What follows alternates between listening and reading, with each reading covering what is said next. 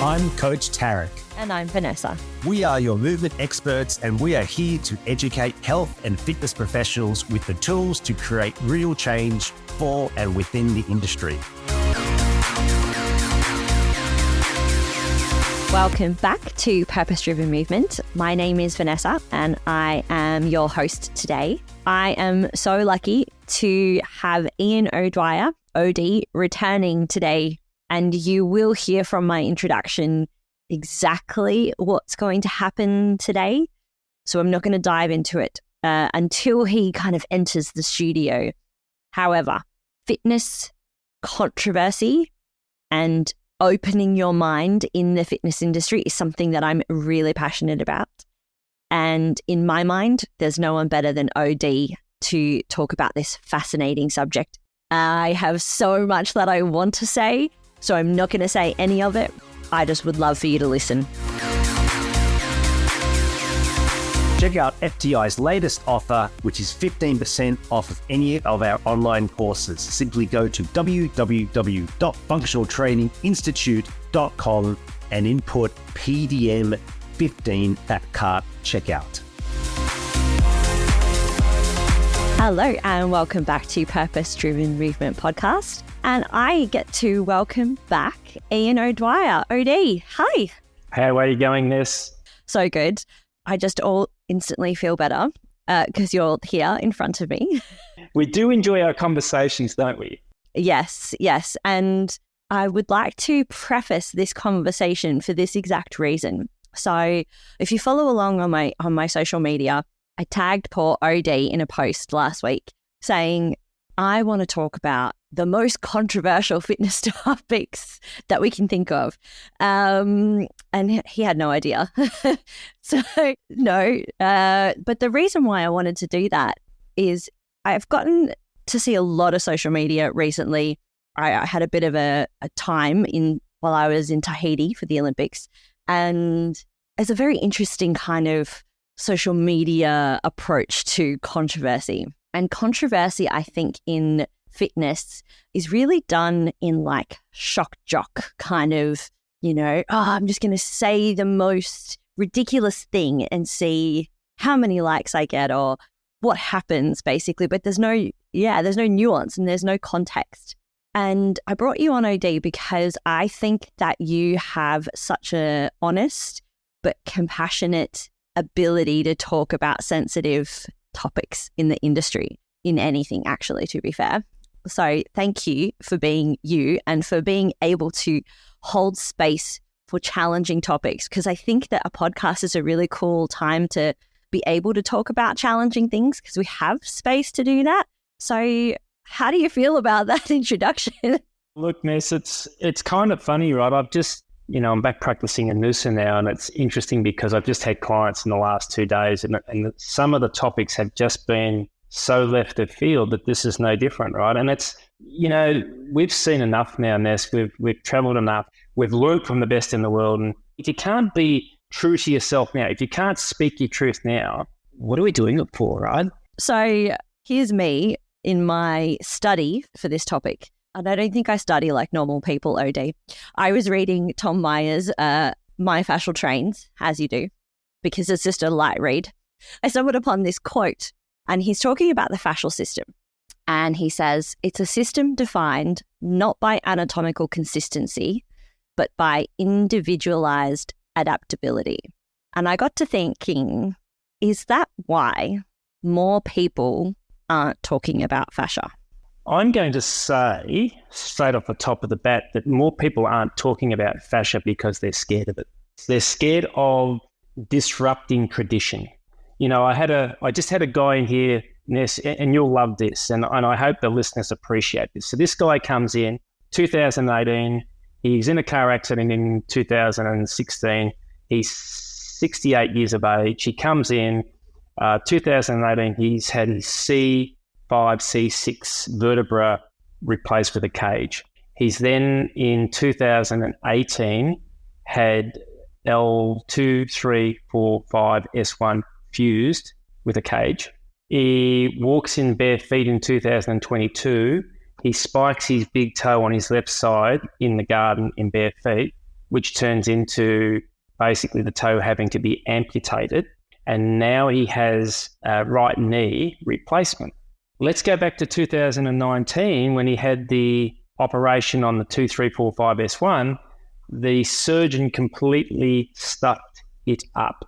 So when you look at him from behind, for those who can't see us, there's two goalposts either side of his spine. Well, his goalposts are leaning probably 30 degrees.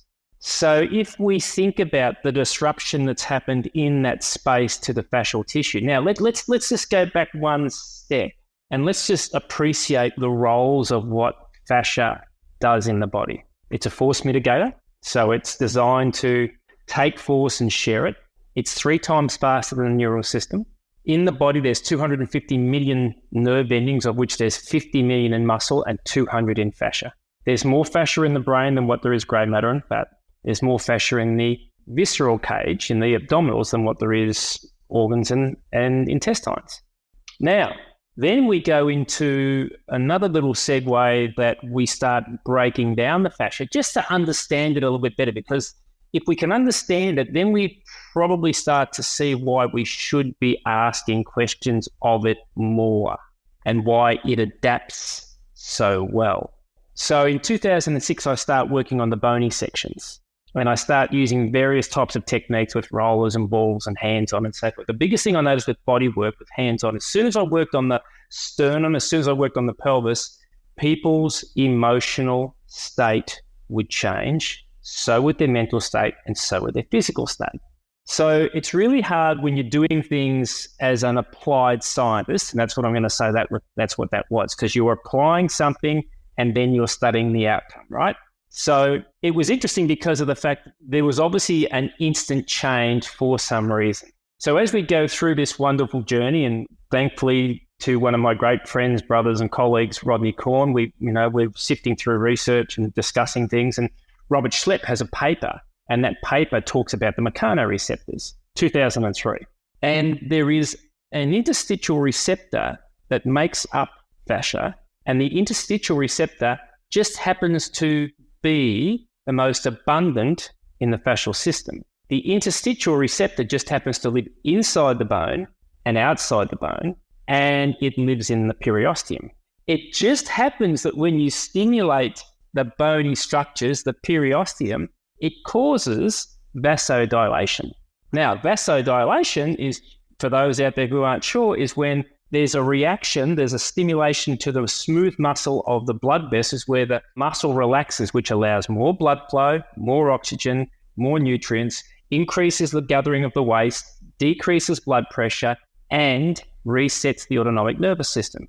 So if we're talking mental health, if we're talking emotional health, we're talking brain, we're talking heart, we're talking gut, we're talking inflammation, we're talking communication, we're talking integration. Have I really got to answer that question? That's the perfect answer, because like you said, there is no answer. And that's why I picked that quote, because I looked at it and I instantly considered, the fitness industry in particular, trainers, we're so set on having an answer. We're so set on having a formula. If you just do, 3 sets of 12 reps, you're going to get X. And we actually, that might stimulate a muscular response. It might stimulate a bit of a bone growth response through stress. But we don't actually know for sure exactly what that does in each individual person. And that's because of the differences in fascia.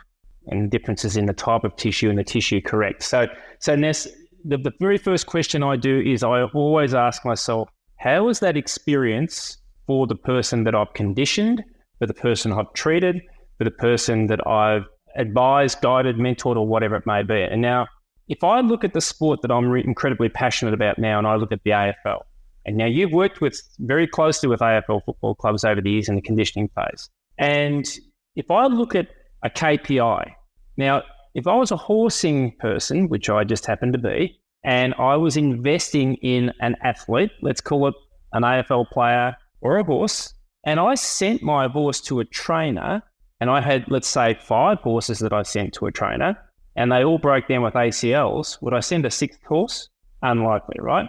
So the KPIs of injuries that are happening, and we start looking at this approach of conditioning, and you know firsthand because you've been involved with this, that when we look at overloading tissue, and let's call it the muscular system, when we build these athletes that look amazing and, you know, their shoulders and chest and legs, and they look fantastic. But the problem we've got is that's the motor. And when we look at the chassis of the car that we're trying to build this motor for, which is the collagen, the fascial tissue, if we haven't conditioned that fascial or collagen tissue to have adaptability and to be able to displace force, that's when we do ACLs. That's when we do, you know, Achilles tendons. That's when we do adductors, blah, blah, blah. And the list goes on, right? So the picture I'm trying to paint here is we've got to change our perspective. And you and I both know that because we've both witnessed it. We've both been in the systems where our voice wasn't loud enough to change it years ago. Potentially it is now because of the experience we have and because of the research that's coming out. I mean, Ness, anyone can go and learn from some of these people now around the world, from Thomas Myers, from Robert Schlepp, from various types of people. Like, you know, go and look up Roger Federer's conditioning coach and see how he conditions. But I mean, a guy doesn't play at that level to the age of 40 without you knowing some really cool stuff. I've actually watched some of his conditioning. It is so fascinating. It's so fascinating. It's great. Yeah, highly recommend. But yeah, you're 100% right. Sorry, I interrupted because I got excited. No, that's not at all. That's the thing, right? This is a conversation, and that's what drives our passion. It is the emotional conversation that we have. It's not what I say, think, do, or feel. It's how is the experience for the person? What is the outcome for that person? You know, I just look at it and say, okay, if you invested X amount of dollars into a player and all of a sudden that player breaks down, what's that cost you for that breakdown? I think it's very interesting. I mean, I feel like I'm a little bit biased, and so my listener might have a different opinion.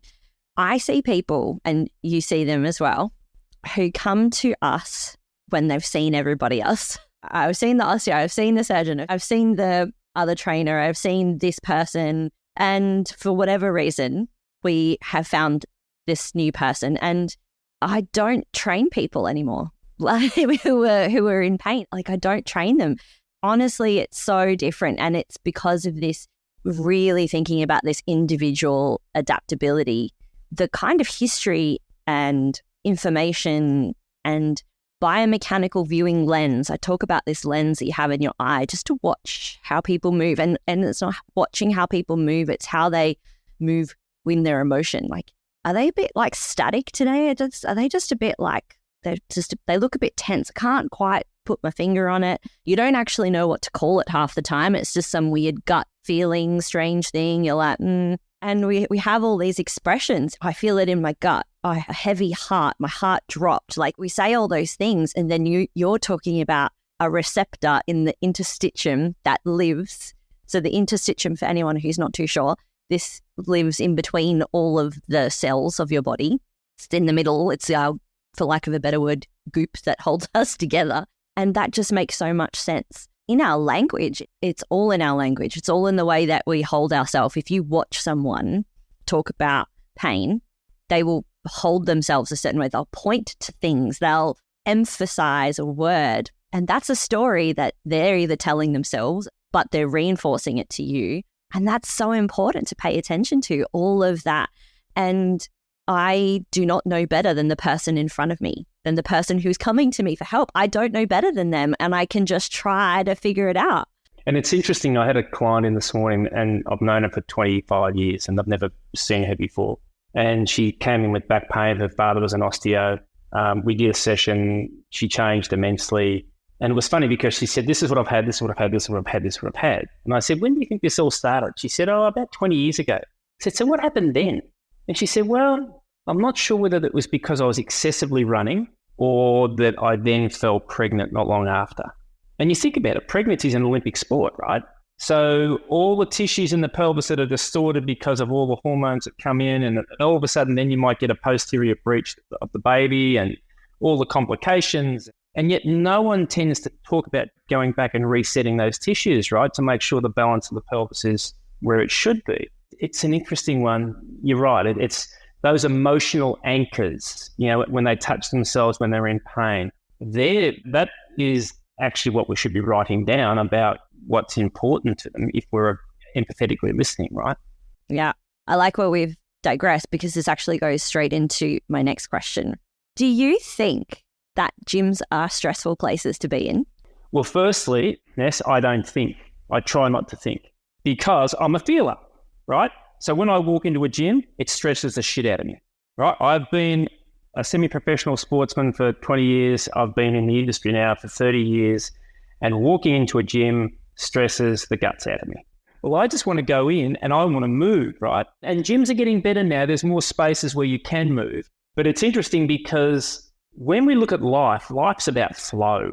Life is about trying to continually keep things moving, but moving in a matter of rhythm. Let's call it balance if you want to call it balance, but it's a matter of rhythm so that everything just is flowing, whether it's finances, relationship, whether it's occupation, whether it's sport, whatever. The more we have things flow, the less chance there are of things breaking down. Now, it's interesting because Richard Boyd and myself have just got into the recovery sector now quite heavily, and more people, because we're designing a lot more flow in these recovery sections, right? And it's kind of interesting because you walk into a lot of gyms, Ness, and what I find is gyms don't flow, right? So you just can't walk here and do that and walk here and do that and walk here and do that and go there and do this and then go to your mobilization foam rolling section and when you want to finish off and then go. There seems to be there's sections. So you've got the cardio section, you've got the strength section, you've got the flexibility section, but there's no flow in those sections. So I guess for me, it was always, we're supposed to be the leaders of the industry, right? So I walk into a gym and strength, whether you use a balloon or whether you use a kettlebell, right? But for some reason, we seem to put things that we like at the start of the list instead of finding out the things that people like and putting them into easy, accessible places, whether it's a TRX or a free motion freeform board or whether it's a bike or whether it's a cable or whether it's lifting or whatever it may be. Because it's interesting how many people I've spoken to in the last 6 months, and lifting's become a huge fad now in our industry, right? But how many people who have come to me with bulging discs and said, I didn't really want to lift. Or I didn't really know how to lift that much. Yeah, and all of a sudden they get an improvement and they get excited and they're getting coached. Oh, you can lift heavy, you can lift heavy, you can lift heavier. But it's interesting because what determines whether you can lift heavier isn't because they lifted a certain weight in their previous day, set, week, month. What determines that is what's their sleep pattern like, what's their emotional, mental mood like, what's their hydration, nutrition like, what's their pain like, as you and I both know. So it's interesting, right? Because once again, I'll get back to that animal. If I walk into a horse's box, the first thing I look at is the horse, the skin, because the skin's the largest organ on the horse. It tells me, has it been sweating? Is it irritated? The mood, you walk up to the horse, do they lay the ears back? Have they eaten all their food from the night before? Have they taken some dumps? And if they have, I check their dump to make sure that they're cleaning out. Have they drunk water? Like, this is what a trainer does who's got no degree but values his horse immensely, right? So are gyms intimidating? Absolutely. And the worst part about that is we've gone away from relationships in gyms to transactions. Give me a credit card, we'll take it out per week. So that a lot of times now, people don't even get spoken to on the way in. I have been looking into a lot of women's health, men's mental health. I watched a program with my partner actually just on the weekend, and it was about, they called it bromance. And there was a Melbourne jiu-jitsu kind of owner, box studio, and it was a men's only jiu-jitsu facility, weight training, mental health. And I thought it was brilliant. I thought like what they were doing was such an incredible initiative. They had lifting, they did these like kind of heavy, like hard walking sessions where they're carrying all these like sandbags and stuff together, and it was really encouraging. And, they can talk whatever they want to talk about. And I was like, that to me was such a healthy expression of masculinity. And I think that that's a very sensitive topic at the moment. And to me, a lot of gym spaces feel like they were designed for that. However, they're not a healthy expression of that anymore because we have females in there, we have teenagers in there, we've got men who don't even necessarily like to express their masculinity like that going into these spaces. And it does, for me, quite a lot of gyms that we have is just our standard gyms everywhere that we see. That's what I now see when I look at that, is that this is the person who they had in mind, who was coming to this space to do these things that you were talking about. 60% of the users, 70% of the users aren't that demographic. What are your thoughts? Absolutely. I'm hoping that the days of, harder, bigger, stronger, faster, I'm hoping those times are changing. And I can see it is, because that's why recovery is becoming such a massive player in the industry now, because people want to feel better. And we both know, we've seen, I know I've done it myself, where people have come in and in my early days, they wanted to work out hard. Now, I got really clever at creating hardness. Oh yeah, you and I both done it. But the thing is, we got smarter sooner because we realized we could make it harder, but not as intense as they were hoping for. Because if it had been as intense as they were hoping for, they wouldn't have lasted the session, right? Because their threshold was lower than what they actually anticipated. I believe that's why a lot of things are making a resurgence. I mean, look at High Rocks now. High Rocks has gone off the charts. Two guys designed something that is a little less complex than maybe CrossFit that people can do. They throw in running. That's why running's made a resurgence now, because now they've got to be able to run a K. So it's interesting. It's clever, but is it sustainable? I don't know. Because once again, you're taking movements, but you're not conditioning, because it's a competition, right? So the conditioning is once again left up to the client. So the environment, I agree with you, the environment is designed around a lot of things. Unfortunately, I feel the skill set that our industry is producing is not equivalent to the environment's design. Cool. I will leave that question there because you've mentioned recovery now, and this is cool. I'm a fan. I love what you're doing. I feel like the word recovery is going to turn into the word functional, if you know what I'm talking about. Yes, I clearly know what you're talking about. God, we started in 2002 using that word, and they thought we were on crack. I thought you were. Oh, no, I'm just... Michelle Delcourt and Leonardo, you two guys, surely you can't be serious. Functional? What's functional? Okay, so with that in mind, everybody, OD, what is recovery?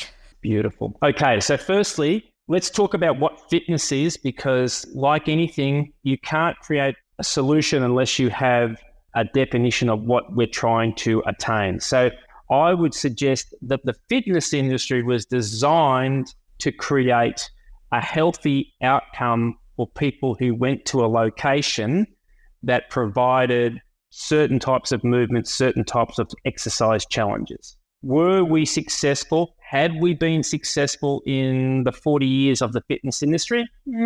If I'm perfectly honest, I'm going to say not that successful. Why? Because we haven't got the larger number of people exercising. We haven't got the larger number of people creating sustainability and staying in the fitness industry. So just as we've spoken about this, the environment has to change. And as every person changes every 10 years, and instead of them going from being young, healthy and fit and doing traditional bodybuilding or whatever when they're 18 to 30, and then as they go 30 to 40, maybe getting into something a little bit more three-dimensional, and maybe 40 to 50 coming into something that's a little bit less intense, and then 50 to 60 looking at maybe their wellness, lack of inflammation, all that sort of stuff, there hasn't been a progression through. So that's been the fitness industry. So the recovery industry started off the same, because the recovery industry, everyone thought recovery was about hot and cold immersions. Wow, isn't that interesting? Wow. And Boydie laughs at me because we'll talk about this contrast therapy, hot water, cold water. And he said, but OD, you'll get back into ice, won't you? Not in a million years. I did 20 years of being in ice baths for 30 to 45 minutes, and I hated every minute of it. And it broke me down. My tissues broke. Now, we understand why now when we think, we've got nerve muscle skin, fascia, 70% water. We've got bone, 30% water. I would argue it's 50% in situ. We've got blood that's 92% water, and we've got lymph that's 96% water. So if we've got tissues like that are large amounts of water, I understand the benefits for the brain. I understand the hormonal release. I understand all that. But we've got to understand, where is the person getting into the cold environment's stress level? Where's their emotional, visceral response? Because if my visceral response is I don't want to get into that water, then that's going to actually deplete my system, not build my system. So to answer your question, firstly, recovery is not about hot and cold, because that's product driven. What we've said is, you know what, we're going to define recovery and make it about the client-centric recovery. So in other words, we're going to create something that has a definition. Recovery to us is an umbrella that has two-prong attack, that has priming and it has restoration. Priming purely means stimulating the mobility, stability, and activation of the tissues in preparation for any exercise challenge. So you look at pickleball now, the growing, thunderous, amazing game that's had the highest amount of injuries ever. I wonder why. We're on a small court. We've got to take off at 1,000 miles an hour. Our tissues are deconditioned. Bam, we're blowing Achilles, we do a knee, whatever it may be, right? So, and that's nothing against pickleball. That's just the fact that we don't prepare our tissues to look like that game. So in our priming modality, what we would suggest is, okay, so from a feel soma perspective, we've gone, okay, let's mobilize the tissue. We can use body weight, we can use bands, we can use sticks, or we can use foam rollers. And in the foam rollers, we can go to the muscular area or the bony area where those interstitial receptors are. Imagine that. Imagine having more blood flow, more oxygen, more ability to get nutrients into the system and decrease the toxins. Imagine an athlete going into a game with that going on. My goodness. And then we've got, I know. And then we've got mobility, and then we've got stability. So in other words, we can create mobility in the tissues, the ankle, the knee, the hips, and the trunk, but we've also got to create we've also got to create stability so that the people who are a little bit bendy don't break, so that we can transition that force through the system. And even that in itself, Ness, you know, we talk about, well, I don't, but lots of people use the term hypermobility. Now, there in itself is the language that breaks people's belief mechanisms in themselves down. I'm bendy. Am I hypermobile? No, but I'm certainly bendy. So if I'm bendy, I need to understand what my tissues need. That's all it is, right? And we can get into that on another level. But the biggest thing is mobility, stability, and then we use whole body vibration. Well, we've got whole body vibration. Why? Because it can mobilize, stabilize, and put force into the tissues and create more fluid flow in the tissues. So it can change fascia, fluid flow, and movement patterns in 3 to 5 minutes. Nuts, right? So that's our priming. Then we have our restoration. And our restoration, we can use all sorts of things, whether it's percussion guns, compression, whether it's red light infrared therapy, you know, obviously breathing techniques on both sides are very, very important. But it's really interesting, because if we understand the recovery that we're talking about is a dry recovery, it's not talking about hot and cold. There's a few things. When you use hot water or cold water or hot saunas and so forth, I love saunas. I love the infrared red light saunas. But water, I worked in water filtration. To contain bacteria is challenging in both hot and cold. And some people take it to the nth level and do breathing techniques under cold water, pass out. And there has been people close to death up in this region. If not, no, in New South Wales, they've had fatalities. So it's dangerous. It's so dangerous. Yeah, okay. So we start to understand, it is dangerous, right? So it's interesting. And then, of course, you know, if you've got a cold plunge and you take it, say, 5 to 9 degrees is the ideal temperature. Every time a person gets into that water, it goes up 2 degrees. So 5 goes to 7, 7 goes to 9, 9 goes to 11. So all of a sudden, within 3 people, the water is actually warmer than it needs to be. Now, to bring water down in temperature is very expensive. So I have nothing against hot and cold or contrast therapy, except that it's financially very, very expensive to run. So, you know, that's why, you know, in the last 25 years, Vanessa, you've seen me and you've seen my studio. You've seen how all I do is basically dry recovery. I do priming and I do restoration, because if we understand the most important parts of any performance is getting the tissue prepared for the next game or the next challenge, right? Has it got the ability to have fluid flow? Have I now got the fascia to reset so that the neuromyofascial system is functioning properly, which means fluid's going to be beneficial in flowing? And then have I got my movement patterns, because of my mobility and stability, reset so that when I go out, I'm not bleeding energy out of something, I'm not wasting fuel, and I'm not getting injured. There's recovery. I like it. I have a couple of things. I love this. I love how you called it dry recovery, because number one, I think hot, colds, I'm not going to say they're great. I'm not going to say they're bad. They just are. There's a barrier there because you have to get wet. You can't do it on the gym floor. You have to, be in your bathers. You have to find a whole bunch of ice if you're doing it at home. There's a huge barrier. You know what's really easy? Pick up a foam roller once you finish your workout. It's pretty easy. It's so much easier, but for some reason we have this strange resistance to a tool that's sitting there that's so much easier to use. Put on the television, sit there and listen to your podcast and foam roll. But for whatever reason, we think that recovery has to be this like event that we have to go to. And a lot of the research is actually saying that lots of ice baths continually can actually have more of a damaging effect because it's reducing your body's inflammatory response. But I'm not going to go down that tangent, but I just wanted to plant that seed. It's true. Yeah. No. But it's important. Yes, it's important to understand, right? So and this is the thing, this is what our conversation has to be about. We're here to give the listeners, to give them the best information that they then can start to sort through. Because at the end of the day, as a coach, as we are, we're nothing more than guides. We're the people who are beside our clients, guiding them through, letting them make the best decision for them based on them. And if we do that, that's the experience that we're going to create, the best experience we're going to create. Because all of a sudden now, it's not us saying, well, you've got to do this and you've got to do that. Well, my coach told me. I'm not trying to bring on another kid into my family. I've got 4 as it is.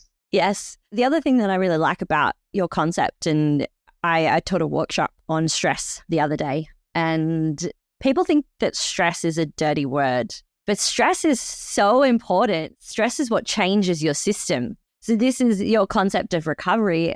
What I love is that you've created a journey of the stress response in a positive way, because quite often what happens is we come into the gym from work, or maybe, we haven't slept well or whatever it is. So our nervous system is already a little bit stressed out, maybe a lot stressed out. And we don't take the time to come back into our body, to think about what we need. We just launch straight into our workout, which is another stressor. And even though we think it's a good stressor, it's still a stressor on the body. And then we skip recovery because we don't have time, or we wanted to do the workout more because that's the most important part. And so then we go straight back into more is better, straight back into the car, into traffic, and, more stress. But then on the weekend for recovery, I'm going to go and sit in an ice bath and spend $35, $45, $50 to do hot colds in the sauna, in the ice bath, when I probably could just shorten my workouts during the week and spend time with my family and my loved ones on the weekend and doing things that I actually really enjoy. You might enjoy going to the sauna as well. I'm not saying that you might not enjoy that, but there doesn't need to be this whole event around it. What I like is that you create the stress response journey. Someone's stressed out, the primer helps you come back into your body. It actually makes you more present. It teaches you awareness, and that awareness will lead you to ask the question, how much stress does my body need from my workout? Do I need to do more, or do I need to do less? It's interesting, Ness, from that, because life is stress. There's only 2 types of stress: eustress, distress. But most of us are overloaded with distress. Is your workout eustress? Because if it's eustress, you're going to get a positive outcome from it. But as you say, if you're tired, if you're depleted, if you're emotionally, mentally under the pump, and you go in and do a solid workout, you're distressing the tissue more. You're going to break down more tissue. You're going to drive cortisol levels. You're going to do all sorts of things to the body that it doesn't need to lose weight, get better shape, get better strength, get better fitness, whatever the goal may be. Yeah, it's a great picture and a great circle that you have painted there, and I really like it. I really do. I think it's super interesting. I have a couple of questions. I think I'm going to skip one and actually going to come back to one that I think is controversial, and I don't necessarily think that it should be, but for a long time I've taught it as well, by the way. So this isn't me like just, telling other trainers or people that they shouldn't do this. But what we do... Most of us have taught all the things that were wrong. That's why we know. Exactly. However, we start a session or we start meeting a new client or even just people who like to exercise, and we talk about goals. And we're like, I have this goal of doing this thing. I want to do high rocks. I want to do blah, blah, blah. And I don't think goals are necessary in the gym. And I don't know if that's controversial or not, but I would love to hear your opinion on that. I talk about aspirations. What do you aspire to achieve? Now, the reason I talk about aspirations is because most people who have set goals have failed consistently. Now, if I want to change someone's human behavior in my world, I want to try and change the language to change the outcome. Aspirations can change from session to session. Oh, I want to have a better night's sleep. Tomorrow I want to wake up and I want to go and do a 10K run and I want to be perfect. Okay. And if we have an aspiration, what generally happens is there starts to become a consistency of what those aspirations look like. Because in other words, it's a bit like doing your strengths, weaknesses, threats, right? Then bingo, it's a SWOT. It's all it is. Opportunities, there it is there. So you do a situation where these are my strengths, these are my weaknesses, there's my opportunities, there's my threats. Go back to your first two columns and you'll put your strengths down, but you'll start to see there's probably 4 or 5 consistent words that all your strengths fit into. And that's how I see it. Because the biggest problem I have as a coach is I believe we don't review from where we've come from. A person comes into us, they're in pain, they've got degeneration, they've got atrophy, they've got inflammation, whatever it may be. Firstly, we focus on change the emotional mental state, then we change the physical state. And within a couple of sessions, what they come into is now disappeared. So all of a sudden then their aspiration is, I want to get back to running. And then all of a sudden we're 6 weeks down the track and they're running, but they're running way out of their threshold. And what happens? The inflammation comes back, the pain comes back, the weight gain comes back, blah-de-blah-de-blah. Okay, why did you come here? Because of this, and this. So what's happened on the way through? We've just set simple aspirations of what we're going to do. Fantastic. And then all of a sudden you've gone crazy and overloaded that aspiration. A lot of times it can be addictive personalities, as we know that, many athletes are. And I've had that experience myself where I've coached, world champions and you've cut their program in half and they've left you because they needed to do more. Yet at the time, they were flying with no injuries. And that's okay because it's not about me, it's about them. It's what they've got to be happy with. But the funny part is then they go back on the roll program and they break down. I hope they've reviewed and learnt along the process. So yeah, it's an interesting one. It's goals is a word I really don't use. It's a bit like I don't use the word, that I said before about being bendy. It's just change your language, change your outcome. I really like the word aspiration. I think that there's a sense of a journey in an aspiration, not just the result, which I think is the issue when you're setting a goal, is that it's, number one, you might get the goal, but the other thing that happens when you do reach the goal, which has happened particularly for a lot of my runners, I find this is they get really sad after they've reached the goal because they don't know what else to do. And so they've done it and then they've got to find the next thing. And I'm not saying don't set goals or don't run, do the thing that you love, but I find it fascinating. I find it so fascinating. You set the goal, you reach it, you're happy for maybe that day or maybe even a week, but then it's gone. You've lost it. And I think for myself, I'm just going to use myself as an example. It was 2019, I'm pretty sure. Yeah, 2019, I found out I had Hashimoto's. I've had, in that same 2018, a couple of years on, I've had 2 cervical cancer screening surgeries for removals. of cervical cancers. I've had, Hashimoto's. I got late diagnosed ADHD, and this year I'm going in for endometrial surgery right at the end of the year. Yeah, it's fun. However, the funny thing is, OD, is I have never felt or looked stronger than I am today. And the main reason for that is because I've stopped pushing myself. I've listened to my body, and I've stopped setting myself goals. I literally stopped setting myself goals. Oh, actually, I forgot. There were 2 months in that time as well where I couldn't walk because I had a complex pain reaction because of my Hashimoto's and because of my bendy body. So it's been an interesting journey. And when I look back on that, I thank my body, because if I wasn't fit and if I wasn't strong, I have no idea what my body would be like, what the state of it would be like. And what I think I'm trying to say is that, everyone has their stuff. It's not just me. Everyone has their stuff that they go through. But we always still try to add these goals. We're always trying to add something onto it. And all I've done is, I just want to move because I love it and I enjoy it and it's fun. And I'm going to put my music on some days, and my music's going to get me through. And other days, I'm going to have a workout buddy and I'm going to train with that workout buddy. And other days, I'm just going to go for a walk outside because it's literally all I can manage. And other days, my workout looks like me playing a game on the PlayStation. And that's what my workout is. And I have thrown all my goals away in terms of I need to achieve this by this day. And I just aspire to continue to move. Like, I just want to move. I just want to enjoy moving. And it's so liberating. It's so fascinating to me. It's so hard initially because it's what we've all been taught and programmed to do, right? When we think about anything that we do, we sit in this moment and we look at the history and we go back and go, well, why did I say that? Why did I do that? Why didn't I do this? And all of a sudden, all you're doing is you're judging yourself, which then drives depression. Well, then you set a goal in front and you have a value added to that goal, just as you're saying, right? And that goal now, if you don't reach the outcome, all that's going to do is drive disappointment and anxiety. So really the only thing I can focus on is today. What can I do today that's going to help me feel better? Now, this conversation makes me feel better because of the fact that the respect and the love I have for you and to see your journey and how you've just flourished, but how you've evolved. And that's the thing, right?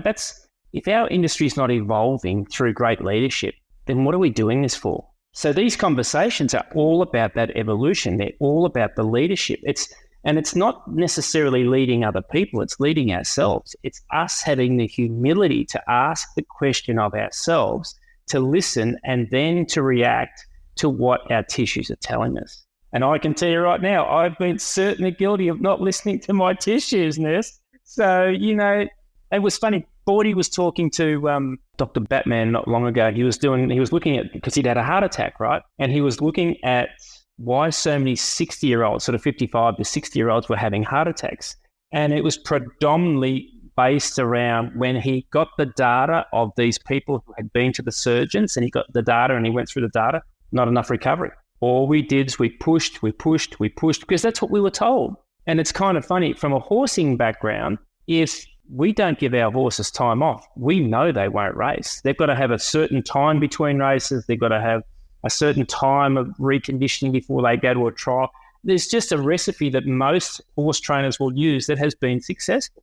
But for some reason, we look at human beings and we sort of think we can just, we can back up, we can do that. Like, I'll run a marathon now, I'll run a marathon in 2 weeks' time. You think, well, you can, but you're probably not setting sustainability or longevity into your tissues, right?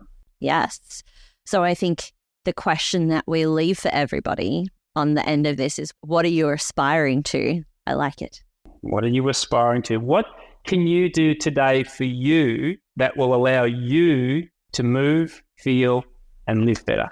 There's no way I'm topping that. So I'm just going to end that there. Odie, it's such a pleasure. And honestly, I appreciate your time so much. Thank you for sharing that with us today. I really appreciate it.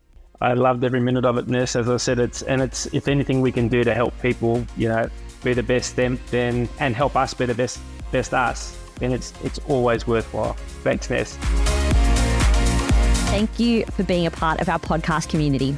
We work hard to create content that we hope you enjoy and find valuable. If you haven't already, we would be honored if you would consider subscribing and following us on your favorite platform. That way, you'll never miss an episode and you'll always be the first to know when new episodes are released. We truly appreciate your support and we can't wait to continue to grow and connect with you through our podcast.